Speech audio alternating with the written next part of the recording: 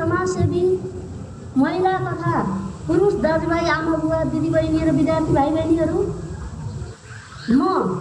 नेपाल मजदुर किसान पार्टी जिल्ला समिति दैलेखको तर्फबाट र साथै नेपाल क्रान्तिकारी महिला सङ्घको तर्फबाट पनि र स्वयं म आफ्नो व्यक्तिगत तर्फबाट पनि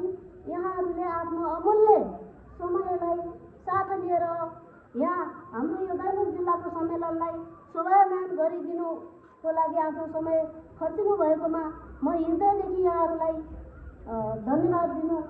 गइरहेको छु।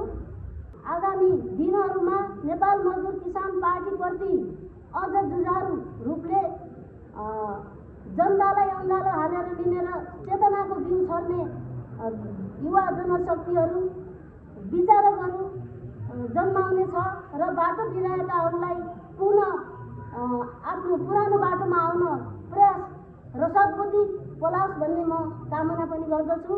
हिजो नेपाल मजदुर किसान पार्टी सानो भन्दै छोड्दै हिँड्दै त्यही उत्पादन भएर त्यही शिक्षित सङ्गठित भएर आज लाभ मार्दै बाटो बिराएर ठुलो पार्टी भनेर अँगालेर हरेक पार्टीमा प्रवेश गरेर आफ्ना स्वार्थ सिद्धि गर्नेहरूको अभिगत पनि आज हामीले देखिराखेका छौँ र हेर्दै जाउँ र आज पनि अब 2/3 पुरा गरेर बालन सरकार आएको छ। भोलि यो बालन सरकारले के गर्दै जान्छ, बलात्कारीहरूको केस के गर्दै जान्छ, भ्रष्टाचारीहरूलाई कस्तो किसिमको छानबिन गर्दै जान्छ, देशघाती सन्धि सम्झौताहरूलाई कसरी मूल्याङ्कन गर्दै जान्छ अथवा त्यसलाई खारेज गर्दै जान्छ कि स्वीकार गर्दै जान्छ भन्ने यावत कुराहरूलाई मनन गर्दै हामीले नेपाल मजदुर किसान पार्टीको सर्दीय अध्यक्ष कामरेड नारायण मान विजुक्से रोहितले भन्ने गर्नुहुन्थ्यो बारम्बार, तेल के हेर्नु, तेलको धारो के हेर्नु, छोरा के हेर्नु, छोराको साथ हेर्नु भने जस्तै हिजोका ठुला भनिने दलहरूको साथले आज नेपाली जनताको